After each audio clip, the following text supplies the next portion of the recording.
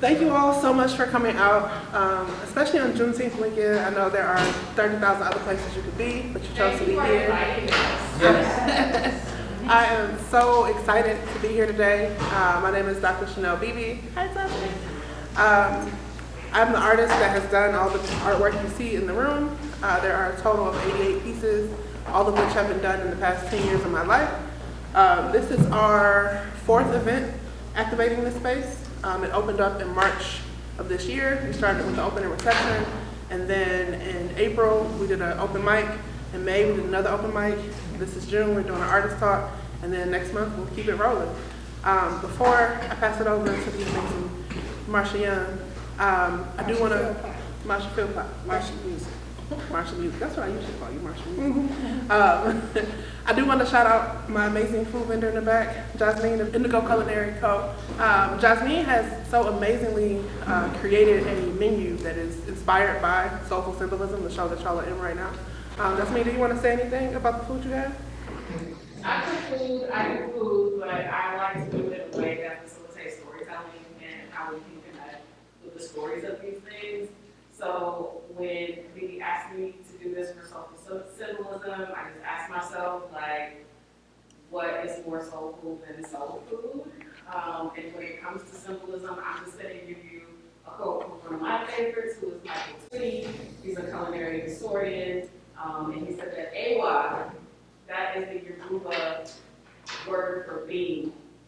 But if you do it with a different intonation, it's also the word for beauty, and it's also the word for tradition.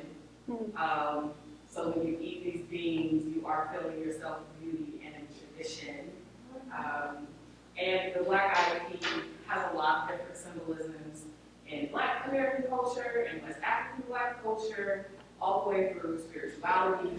I'm also very excited to have the amazing Marsha Music here with me today, who agreed to help me moderate my artist talk, mostly because I know I need somebody to ask me questions, or I'll just be up here waxing poetic. So if y'all are not familiar with Marsha Music, please Google her. She is an amazing Detroiter. She's a storyteller, an artist. She calls herself the primordial Detroiter with deep roots in Detroit. Her father owned a record store in Black Bottom. She has really just been really inspirational to a lot of artists and a lot of people in the city, but especially to me.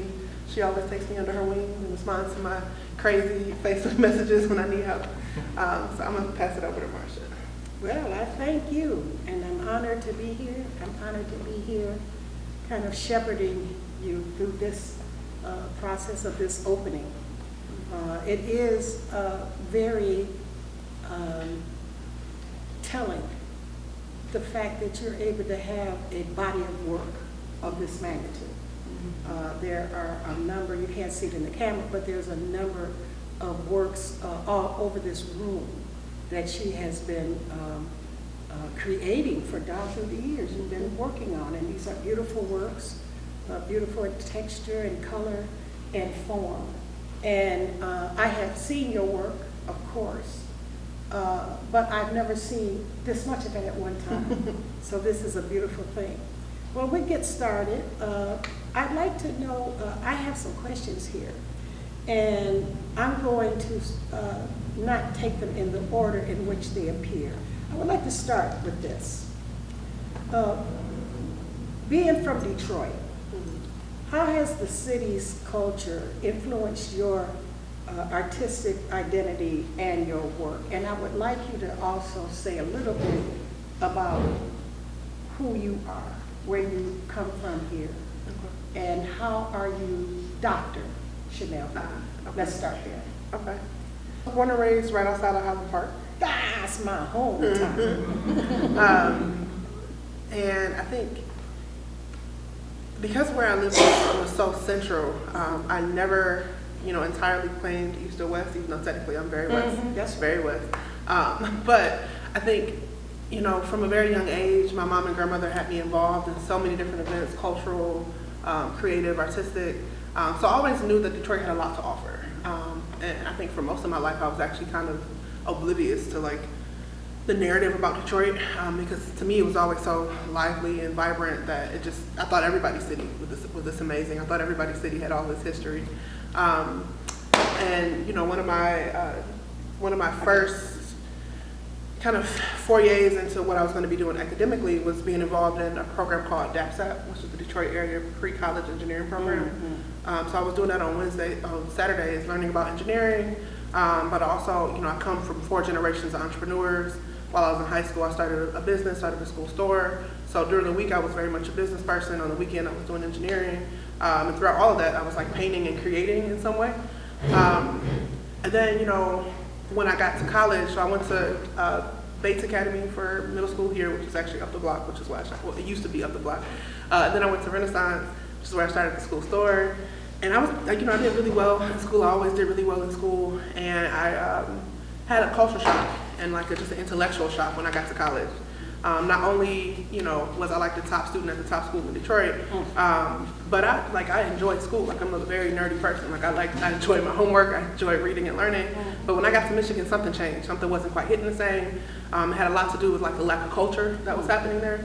But for me, it had even more to do with the lack of relevance, right? So my classes weren't necessarily telling me how these things were going to be impactful to my society or who these things would be affecting.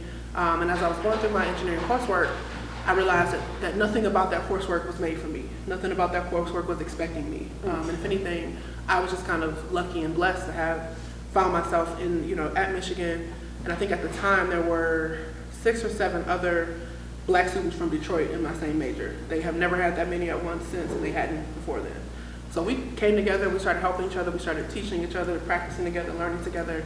And as I'm graduating, coming through these things, I've always been mentoring. I have a lot of people younger than me, and I felt bad because I didn't feel safe or comfortable telling them to follow in my footsteps because I didn't know if it would be the same for them.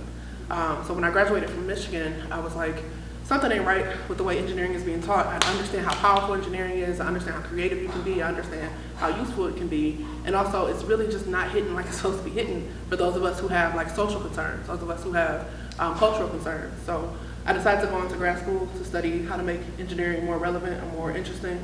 And when I got to grad school, it was the same culture shock all over again. If I thought Ann Arbor was conservative, when I moved to West Lafayette, Indiana, I learned that I didn't know nothing about conservativeness. And it was while I was in Indiana in grad school that I started my business. I started painting more regularly, mostly out of self-care, right? Mostly out of there's nothing to do here. The things that I find to do here are very exploitive, so I need to be setting up my own stuff. But also, there's a lot of limitations to what you can do as a student. There's a lot of limitations to how much money you can make. And I was having a really hard time introducing myself. I'm an engineer, but I also like to teach. I've been doing artwork my whole life. I'm a poet. And I was putting all this stuff on my website, and I was like, it'd be easier to introduce myself as a design firm. Even though I don't have other employees, this is functionally what I'm doing. So while I was in grad school, I started my company, specifically based it out of Michigan because I was coming back home maybe every month. And I really started to focus in on, okay, what is it that I have to offer outside of myself, right? If I'm not necessarily trying to make it a part of my personality or a part of my my personal identity, what is it that I'm really giving to people? So in 2017, I started BB Arts LLC, which is a social and educational equity firm. And that kind of just blossomed into more activities, more consulting, but also more space, more money, and more resources to start pouring into my creativity.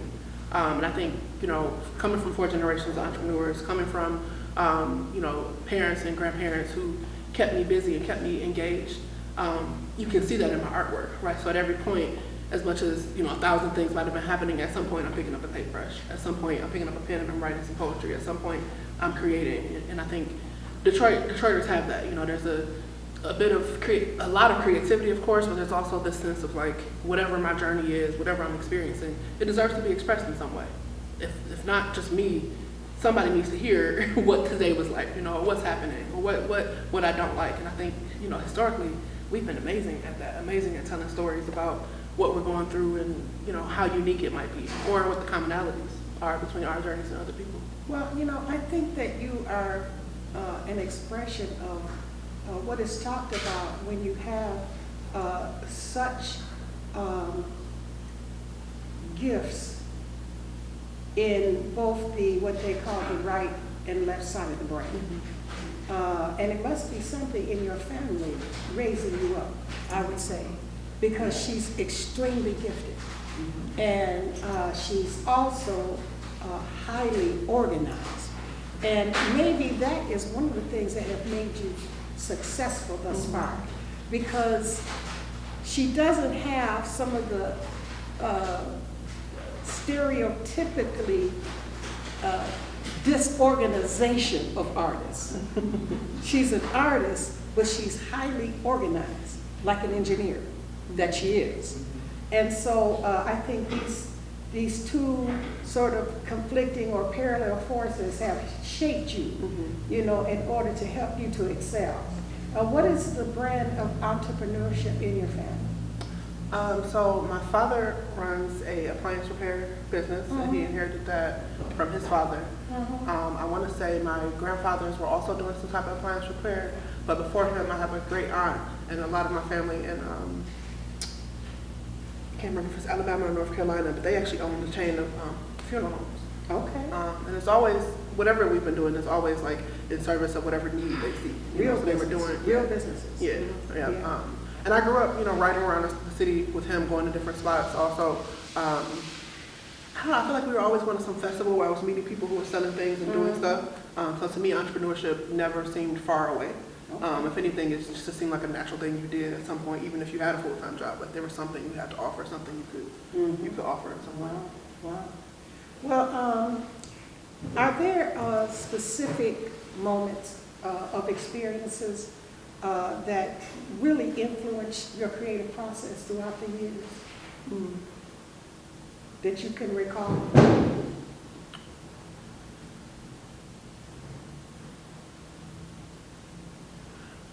The first one I recall, because you know I've been painting my whole life, but the first time I remember just feeling like a compulsion, like painting needs to happen now.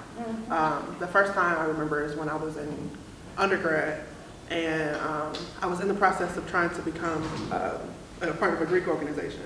And it didn't work out. Everybody got accepted except for me, and it was a specific type of hurt, but also a specific type of relief, a specific type of like, all right, like we're not doing that no more. So then who am I? And I think because I have been, you know, in the process of getting to know other organizations, getting in the process of getting to know so many other just amazing women, it became really important for me to like start telling my story for myself. So right after that happened, I remember I went to Michael's, got a bunch of canvases, and just started letting stuff out. You know, and that was my 4th year in Michigan, but I ended up doing the 5th year. And that 5th year gave me a lot of time to kind of refine what I was doing. You know, a lot of it was coming from a place of just like, I need to get this out, and then slowly it became it started coming from a place of like, this is really pretty to me. It would be better if I did this. It would be better if I did that. After that, you know, when I graduated from Michigan and was transitioning into grad school, I actually dropped out of my first grad school. I went initially to Duke University to study engineering management, and like the Monday or the Friday before classes started, my scholarship told me that they weren't going to cover it. So I ended up having to move back to Detroit, and I knew I wanted to go to the grad school program that I eventually finished, but I had a whole year between now and then. And that ended up being a really, really just generative time for me. I started teaching with a nonprofit that gave me a lot of flexibility, but also started performing poetry that year. And that's when I started to really get into like my own creative voice. And you know, between the poetry and the kids, there was just so much creativity coming out of me that year. And before I left to start grad school, that's when I did my first, that's the first time I curated an event. It was also the first time I had my artwork on display. And it was actually at the Arts Extended Gallery with Cleveland Taylor, yeah. And that's when I met Richard Reeves, who eventually connected me to the Breakfast Club. So that just became a really like, let's get it out kind of way. And then once I finally got to grad school, I feel like every day was a pivotal moment for my creativity. There were days where just stuff didn't feel right, stuff wasn't sitting right in my soul, and you get stuff like this. This happened when I was in Indiana. Well, so you could say that it was a disappointment that was a trigger for your evolution. How has your style evolved over the past decade, your journey of self-discovery? You have your initial work, Mattis Dance, and your more recent work, Good Negative Space. So how has your work evolved? I think I have more patience now than I did when I started. Well, patience and space, right? Because when I initially started, I was in, you know, sharing a 2-bedroom apartment with my college roommate, and now I have my own 2-bedroom apartment to myself. And what that means is that I don't feel as much pressure to finish a piece in one sitting. It has somewhere to sit, right? Which allows me to do more layers.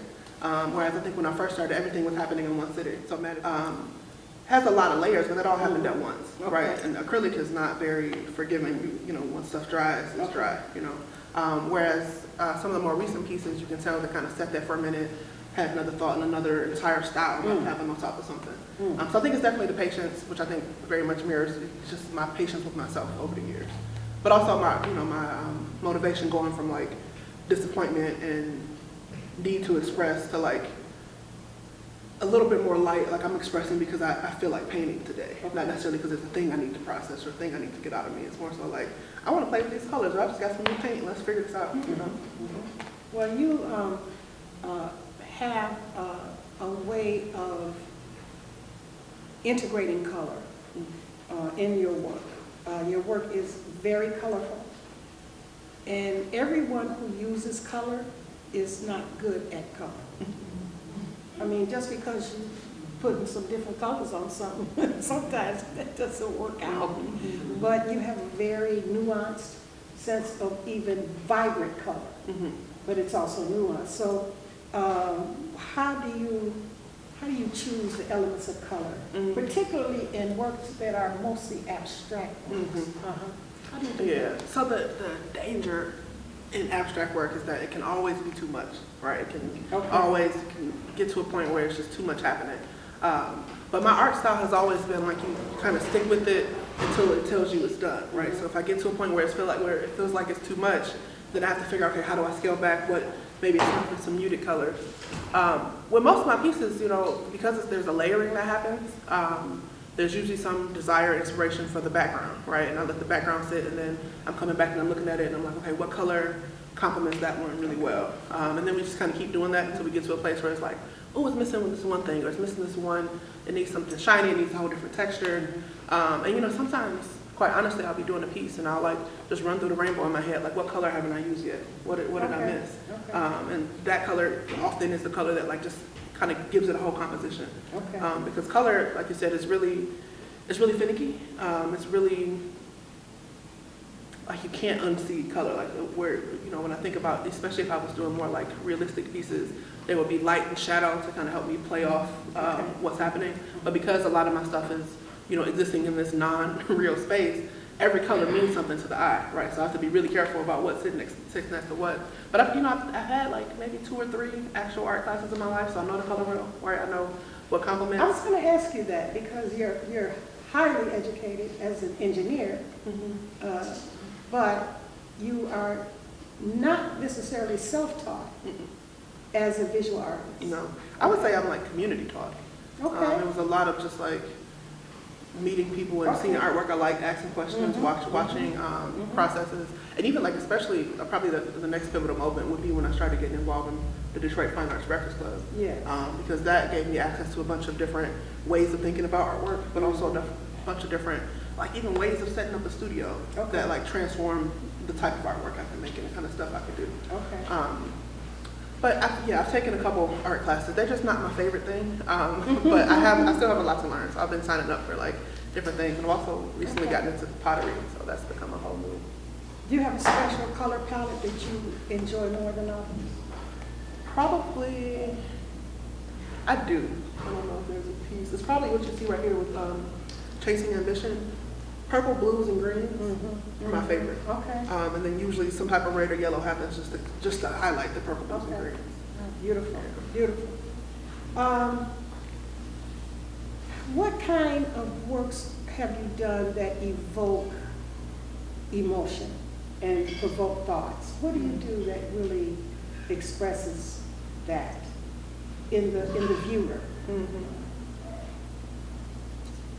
Trying to think about some of the feedback I've gotten. I know for me, all of my pieces evoke emotion because I remember how I was and who I was when I created it. I think the piece that I've heard a lot from other people about are the ancestor pieces tend to speak to a lot of people. Because with my ancestor work, I go out of my way to not give too much detail to their faces, but to make sure you can tell that it's a figure. And the amount of times I've had people tell me like, that's my auntie, and I'll be like, okay. You know, that's your auntie. So that's definitely been something I think evokes emotions. And then I think the other piece of feedback I get a lot is how Inspiring, yes, but also like it seems, a lot of my work seems to pull out the inner child of people, where they want to play now, they want to paint now. And, you know, a lot of us have that experience when you go to a museum and you're like, oh, I could do that.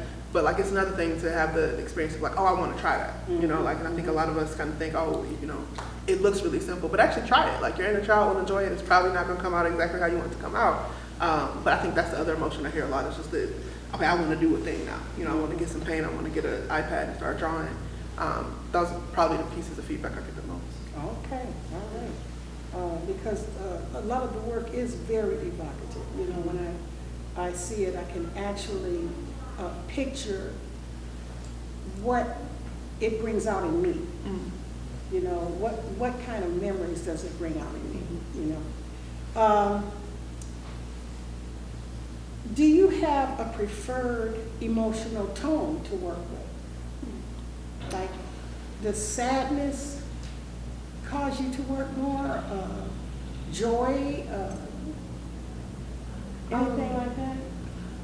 You know, one thing I've learned as I've gotten older is that contentment is actually quite a powerful emotion. I think for a lot of my early years, it was joy, it was something on the extremes. But lately, my favorite place to be is just real neutral. I'm not like super excited, I'm not nervous, I'm not sad, but I'm good. You know, I'm good and I got time. Because I've noticed when I'm in that space, there's no pressure that I'm putting on myself, there's no thing that I'm trying to express, there's no thing that I'm trying to release. It's really just like the fun of it, and that allows me to flow. So as much as I can find that like middle ground of like, I've had enough sleep but not too much sleep. You know, I've had the conversation that I need to have but not over talk nobody. That is when it's like the stuff that I create feels the best, you know, because I'm not trying to do anything. I'm really just trying to be present with the color, with the paint, with the material. You know, there's an axiom that I've become familiar with, and I have to remind myself about all the time. It's called practice being satisfied. Practice being satisfied, you know, and sometimes that's hard to do. Yeah. And so the very fact that that is a state that you find a lot of peace and creativity is really, really quite a mature characteristic, you know, because most people don't get to that young, you know, as a young person, to be satisfied, you know, always striving all the time, you know. Well, the name of this show is called Soulful Symbolism. And when you look at the works, you have an understanding of why. Would you say, do you have a story about any personal transformation or personal resilience? I mean, so many. In that journey of soulful symbolism? You know, I think being such a Detroiter, being in particular a Black Detroiter, right? I think there's a lot of just like confidence and growth that happens naturally over time. And you know, for better or for worse, I made a few decisions that put me in a lot of non-Detroit, non-Black spaces, which triggered a bunch of unfoldings and emergings. And in those moments and in those spaces, what I was surprised about the most was how much, you know, I would hear my mom's voice, or I would, you know, be walking down the hallway and I would be flashed back to some moment in church where that lady was really singing, you know. And after a while, I tried to like, how can I take these emotions and these memories that pop up and give myself little small reminders? And I think a lot of my artwork is that. It's a reminder of just the little nuance or the little symbol that actually has a whole soul to it, that memory that has a whole part of your identity came from that moment, you know. And I think when I was thinking about what to call the show, it was like, I wanted to share that. I wanted to give people the experience of like walking into a room and having, you know, 30 emotions come up at once, 30 memories come up at once, and being able to continue to live from that space and continue to like create more of that for yourself, you know, because I think, especially for Black people and in particular Black women, sometimes our most negative memories are triggered the most walking around in this world, you know, and I wanted us to be able to like, what does it mean if I was to create my own positive triggers? Like if I was to have a thing or make a thing or be around a thing that actually like intentionally puts me in a place that I might not have otherwise been in. Okay, all right. Well, when you look at being a Detroiter, coming from Detroit, having resonances of this city, in what ways do you hope your art resonates in Detroit with the community? How do you look at that? How does it impact Detroit itself? think, what I'm really trying to do is I'm trying to expand our consciousness about where art can be and what art can be for. Okay. I think growing up, I experienced a lot of like museum art, which is amazing. Like I love a good museum trip. But I also have found so many like chosen family and random, coffee shops, random community houses, random gardens. So I think one of the things I'm trying to do is to expand like where does the art gallery start and stop? Can it really just be an office space? Can it be a park? Can it be a place that we naturally have to go and be? Because I think, especially in Detroit, with the amount of gentrification we've been experiencing, the amount of like places shifting, the more that we're like intentional about how spaces feel, the better I think we're going to make it through whatever evolution Detroit is going through, and then the more I think we can actually contribute to what that's going to be, as opposed to just kind of accepting the spaces that are left for us or expecting the spaces that are given to us. Like, how do we actually, what do we want a space to feel like? We want it to be cozy, we want it to be some type of modern, but it also needs to be beautiful in some way, right? It needs to feel homey, it needs to feel like us, not just like it was well designed by somebody somewhere else. Okay. I'll note that you have for some time now been the curator for the works of art that are on display and exhibit at the congregation, which is a very lovely space in the core of the city, in the Boston Edison area, a transformed church. Church transformed into a cafe and social space. And you have been responsible for adding works from the community in order to grace that space. And it is an example of what you're talking about, of knowing how to make art be a part of more everyday living and exposure. And you're still doing that? Yes. All right. All right. I think of you every time I go in there and I see stuff on the wall, Yeah. That's all right. Yeah. Well, looking ahead, where do you see your artistic journey going? Where is it going to take you next? How would you like to see that? So like you mentioned, I'm an engineer. I work for myself. I do consulting. I have a lot of goals for that side of my brain and that side of myself. Wow. I don't do that to my artwork. Okay. I let my art kind of tell me where it wants to go. Okay. I'm still organized, so I'm still like applying for shows, applying for grants and whatever.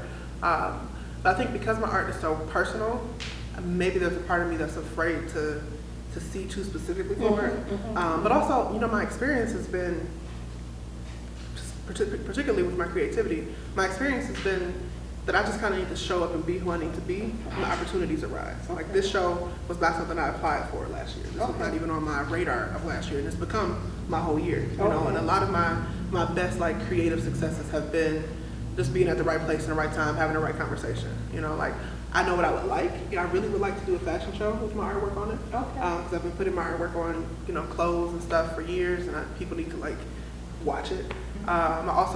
I don't know if y'all familiar with Lisa Frank, who does a lot of the stationery. I've always wanted to be the Black Lisa Frank. I've always wanted to make a bunch of like notebooks, binders, like stuff for kids to engage with.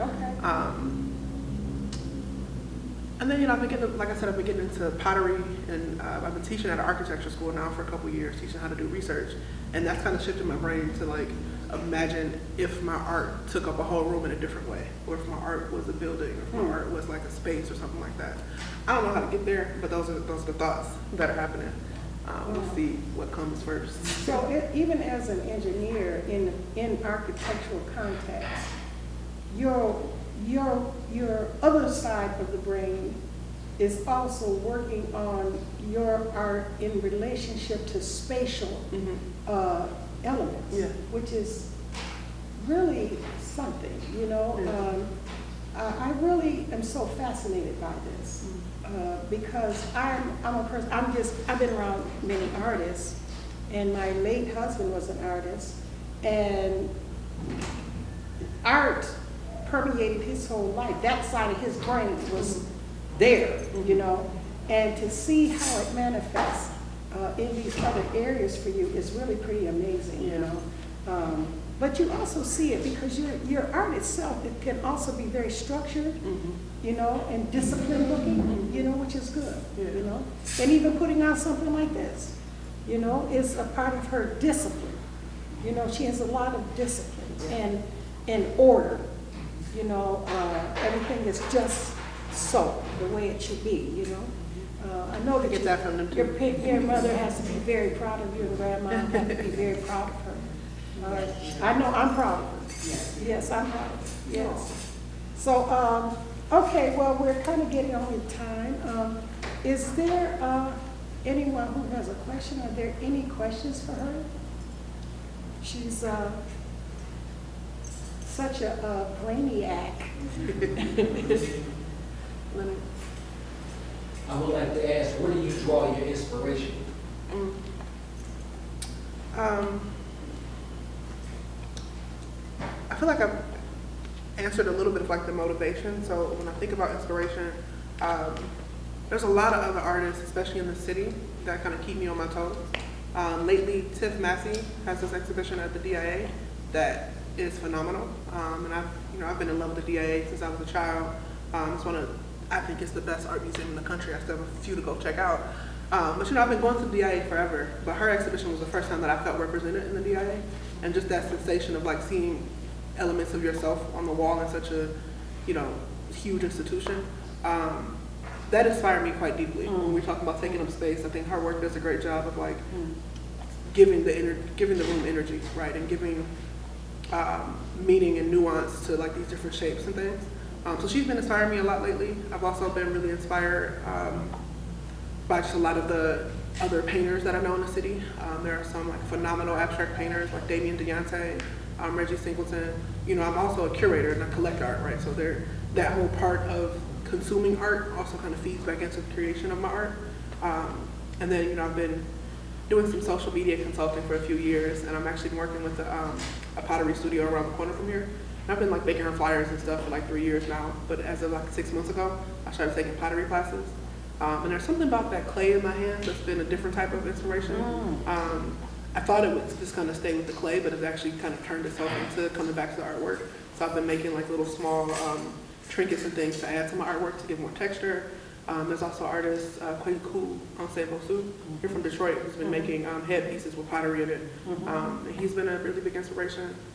The last thing I'll say is probably usually like the first thing is the people in my community who actually are doing work, right, and doing things that are shifting our experience. In particular, the work that's happening with the Joy Project. Jasmine is a part of that. There's this urban like storytelling farm. The way that they teach and the way that they tell stories and the way that they engage people is very much kind of how I want my art to be experienced. Because I am an educator, I'm also a poet, and I'm really particular about like every word I say and the syllabus and how people are actually walking through that. I think the Joy Project is an amazing example of that. And there's also Bryce Detroit, right? So the Hood Close to Gentrifier. What you said? Bryce Detroit. Bryce? Bryce. Oh, Bryce. I know, right? The Hood Close to Gentrifier movement, that as a framework for like what does it mean to take a social mindset thing and make it something that people have to live with and engage with, either through street signs, through events, through those type of things. That's been super inspiring to me. I've been doing for the past 3 years, every August, I do a festival outside of the congregation where I've been curating, but it's been small festivals so far. And I really want to get into like what does it mean to like take up a whole city block with some type of intention. So a lot, I guess. I'm gonna say some word on it. I've had the privilege of being coached by you in terms of putting words and visuals together. So I'm gonna give you some things, and I trust that you'll be able to make sense of what's in my brain for me and respond to it. So there's that quote about artists having the responsibility to make commentary on what's going on in the world. There's this other poet that I don't know her name at all, but it's a Black woman, and she was writing a poem about how she really just wants to make poetry about the trees and the flowers and just like comment on everyday life. And then when I started imagining the tree, now I'm imagining my ancestors hanging from it, and there's like this real like, I want to call it a block, but there's another perspective that doesn't allow the Black artists to really just get into whimsy for the sake of whimsy. That with the commentary about positive trigger, the conversation you were just having, and joy and contentment being triggers for your art as well. Can you put all those things together and comment on what it's like to be, or your perspective as a Black artist in approaching all of those? Yes. So Thank you for that word salad. I'm about to pick through it. So when I graduated high school, my quote was, "To whom much is given, much is required." And I didn't know exactly what that meant. To me at the time, it was like, I had got the Gates Millennium Scholarship. I know I needed to give back, right? Because I'm about to go to college for free. As I've gotten older, it's come to mean, it's almost like to whom much is experienced, much is possible. And as it relates to my artwork, especially, being an artist coming up in this time, living through the Black Lives Matter movement, living through a pandemic, living through a genocide, it is often very impossible to try to create work that is just light, right? Because there's so much darkness happening. What I've decided is that I don't necessarily have to match the times one-to-one in all ways. If anything, especially with things as sensitive as people being murdered in the street or people being murdered in their homes, I get to determine as an artist, how do I want to engage with that? How do I want to support that? And sometimes my art is just not the venue. It's not the medium. And I think a lot of times, especially, because Black artists in this country have been so exploited, right? And you find a favorite artist and you see them barefaced at every point of their life. Their mama dies, this happened, they're right there. But you don't actually have to give that as an artist. It's not your responsibility to be that transparent. And if anything, it's also not your responsibility to make death beautiful, to make suffering rhyme so that people understand what you're talking about. Like, you could just be upset somewhere.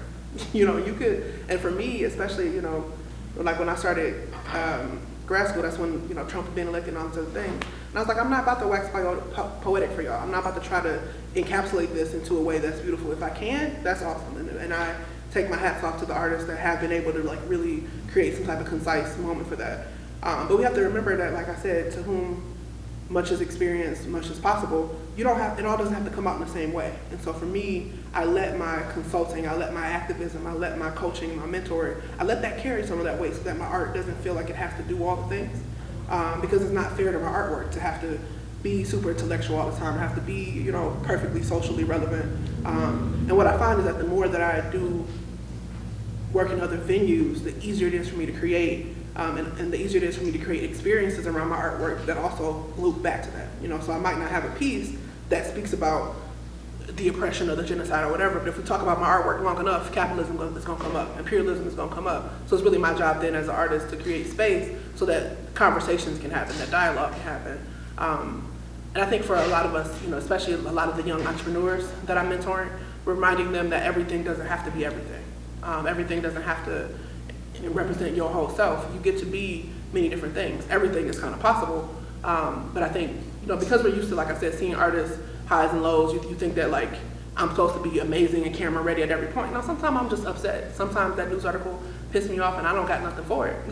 And maybe tomorrow I will. But I think, especially in Detroit, we need to give ourselves space to be a few different things. To be perfectly creative some days, to be just sleepy, tired, and suffering one day, to be connected another day, because it's not sustainable any other way, really.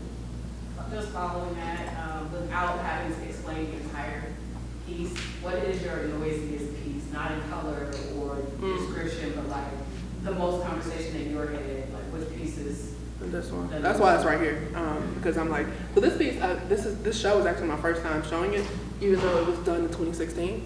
Mostly because I wasn't really trying to have a conversation about it. So it's called See, Hear, Speak. What up, though? And it's supposed to represent how obviously Black women are the creators of this world in some way, all the humans go back to them. But also we've been the most oppressed. So there's been a lot of things that we haven't been able to say, a lot of things that we haven't been able to experience, to witness, to listen to. Yet and still our experience has created this earth, and that little blue dot in the middle of what's supposed to be a pupil is supposed to be the eye, right? So our collective existence has created this amazing universe of manifestation and all those other things, but a lot of it has come from this place of not exactly having everything you need, not exactly being able to completely be heard. And I'm still dealing with this piece. It's when I come in, it's the first piece that my brain is what you got to say today, what's this gonna be? And actually, a lot of the reason why I've been doing so many open mics in this space in particular is to give people the space to come in and say something, right? Give me some more words, what is it, what's that gonna be? And next month, actually, I think there's a flyer for it on the back table. Next month on the 25th, Tawana Petty, who's an amazing poet of the city, she's going to be here, and she actually has written poetry inspired by the work. And we're going to have that like deeper conversation about it. And this was the one that when we met at They Say to talk about what the show was going to be, this was the one we ended up talking about for about 20 minutes. It was like, well, yeah, cause this, and yeah, cause that. So there's this one. There's another noisy piece. I think it's in the back. Tribal Future. That's my favorite. Yeah, Tribal Future has been around for a while. It did not always look like that. Every time it goes to a show, I change a little bit more about it. That one is very, very much like the most Afrofuturistic, but still like honoring our past and our like collective existence. That one I like a lot. It almost didn't make it into the show. Everything back there was not initially a part of the show, but I was like, we got too much artwork and there's too much space to not put stuff on display.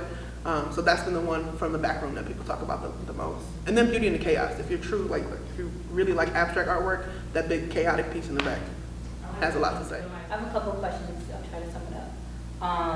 One, what is an idealized, reimagined presentation for your work? And also, do you ever see any of your work being sculptural? Because there is so much depth in your work and dimensionality. So I'm wondering, now that you're exploring ceramics, would you ever go three-dimensional, especially with your engineering background? Yeah, I really want to go 3D as soon as possible. This man right here, who does the amazing spinning work, his work has been inspiring me in a certain way. You have a bunch of like multimedia kind of like texture coming. And then Zawadi, she does a lot of like multi-dimensional work. So I'm getting there. I want to say probably since like at least 2015, the canvas has started to feel constraining to me, but I've decided just to go into it as opposed to trying to come out of it, right? So I've been trying to create depth just still in that second dimension. Right now I'm playing with some AR, some augmented reality. This piece right here, I don't know if it works yet. I might give you all the QR code, we'll see. But essentially I'm trying to make it so that when you come up to my artwork with your phone, it'll start moving, right? It'll come off the canvas in some way. But the pottery has been kind of taking me to that dimension in another way. Also, I need to be 3D printing some things because that is a pretty easy way to create in some way. It's really just been a matter of like time and resources. I've also been trying to not rush because as a millennial engineer who's been, when I was younger, I would like pass the time by making PowerPoints. Like I'm a very productive person. At this time, I'm trying to move slowly, right? And I'm trying to honor, there's so much work that I have that people haven't seen. There's so much work that I have that I haven't even really engaged with. So instead of like rushing into all the new things and all the other things, I've been trying to like take it as slowly as possible. And that's created a new body of work that's currently sitting all around my living room that is a little bit more formed, so it's like different shapes and globs kind of existing and taking up more of that negative space to create more dimension. That may or may not be in the show I'm doing in September in Westland. I still haven't figured out exactly how that's going to be. So I think I answered that. Yeah. Your work is very reminiscent of Zawadi's. I love Zawadi's work. Yes.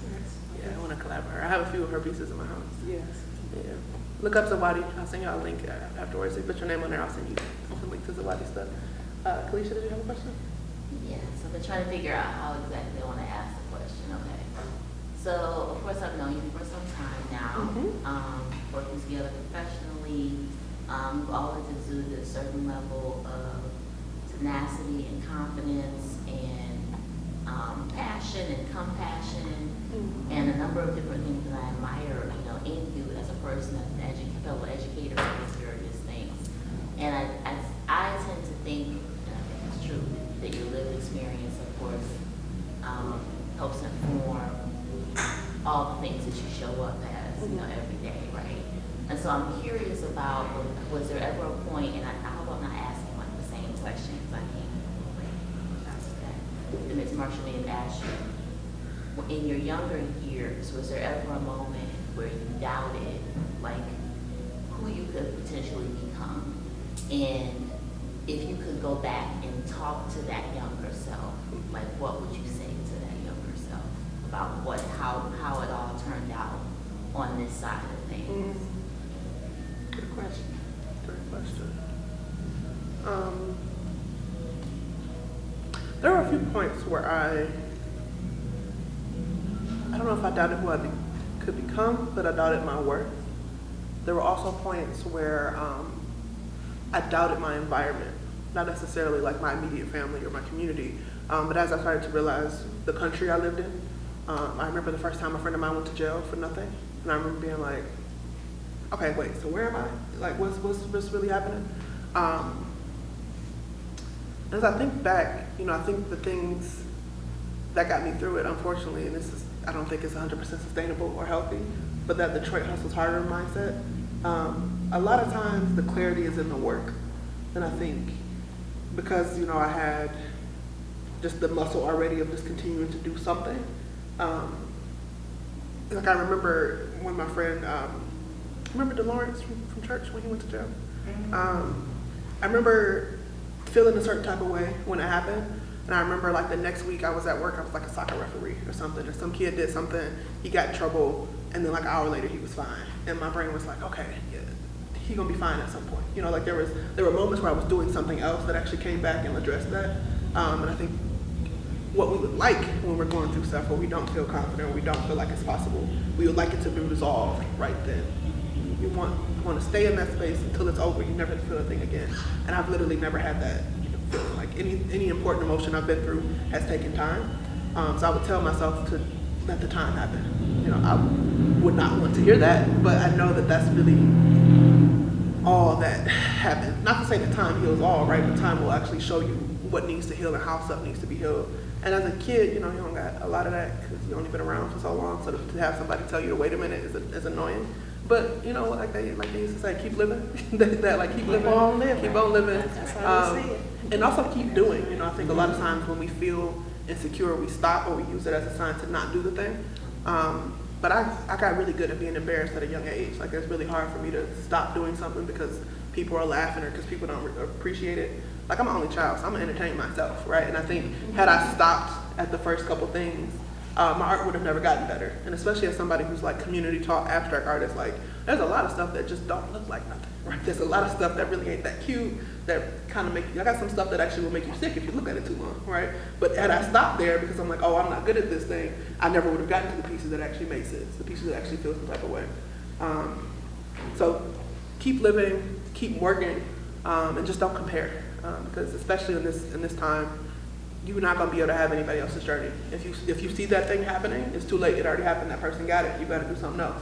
So like, not to compare yourself with what feels like, oh, that would have been really cool. I love how they move. And like, you might get some pieces of that, but you're not. Especially in this city, like no life is lived twice. Like you're gonna have to have your own. But I've always felt like a lot of my calling was to be an example of what things can look like and how things can go. I think, and especially for the most creative of us, like often our most creative are our most vulnerable, right? Our most creative are the parts of us that need the most help and need the most support, that are the least organized, right? So in a lot of spaces I found myself in, I've decided that my role is to like smooth that path, right? So even at the congregation, like I try to go out of my way to make sure that like it's accessible to people who haven't had shows before. I'm like make myself open to talk about pricing, talk about how you get stuff ready to hang, right? Because especially in this city, there's so much expectation that you already know how to do the thing. But at some point, somebody has to tell you that thing, right? At some point, you have to figure it out. Even with the books I've published, it's a lot of, it's been more impactful to me to help other people publish books, because to go from like, I have no idea how that thing works, to like, I have a physical book of my family recipes or whatever, like that experience for me is better than, I mean, I love making artwork, I really do, but like watching somebody else become self-actualized, like, my favorite thing, and especially for artists in this city. Really because, like I said, I feel like we have so much to offer, but there's so few resources that are in our language. There's so few people that are going to, sit with you and talk to you at your pace, and use words that make sense to you. And I know, like she was saying, I've benefited from that growing up. Me and Kalisha talk about this all the time. Like there were so many aunties, so many moments where somebody translated or gave you that moment. They might have just been like checking you, but they did it in a way that you were actually able to appreciate. That was usually not in the school, right? It was usually not necessarily a parent or somebody whose like job it was to help you, but it was some additional somebody going out their way that like just kind of pivots your journey in these small ways. And I try to be that as often as I can and have space for them, but also just let myself still be open to those things. And this space is an example of that, like, because I could have been like, oh no, I'm not ready, I don't know what I'm gonna do. But when Paul told me about it, I was like, all right, let's see what happens, you know, let's see what I can do with it, you know. And I think sometimes I'm like, had he told me about the show last year, I would have overthought it. You know, it would have become more work. But because I heard about it a week before I installed it, you kind of get the natural events. You get the natural series of like, all right, these are the vendors. This is what this is what the flyer looked like. You're just getting the organic version of it as opposed to like the super processed and packaged side of things. And I hope, you know, it seems like that's going well, so I'm gonna let it ride. But there was a part of me that like felt bad about having not thought about this longer, you know. And then as it was rolling out, it was like, oh girl, you've been thinking about it, just not at your own pace, right? You've been doing what you've been trying to do for other people. You've been just letting it happen, as opposed to like having to reverse engineer and have a Gantt chart for when stuff is gonna happen. It's like, no, you can just play it month to month. Like, I don't know what we're doing in August, but I know what we'll be doing in July, you know, and that's good enough. Thank you, Dr. Thank you. Well, thank everyone. You know, this woman is really so multi-talented, because just listening to you throughout this process today, it occurs to me you have an entire other discipline, and that is of a producer. And those of us in the arts, and there are many very veteran artists here. Charlene, Rocket is a writer and poet. Raymond's an artist. You know, we have many of us here that are artists. We find ourselves in the position of having to produce ourselves, because if we don't, no one else significantly is going to pay the attention to us that's necessary for us to manifest our work with others. You know, we have to do with social media. We have to produce. We have to take pictures to be seen and to have our work seen or heard, you know, in the case of us writers. You are really gifted in that area as well as a producer. And I've even recommended her for positions as a producer of work, a producer for others. So anyway, this has been an honor to contribute. You say it's last minute. I mean, it's like a totally realized show. I don't know what you're talking about. And thank everyone for coming and supporting her. Yeah. And your work is just marvelous, and I appreciate being asked to be a part of it. Thank you so much.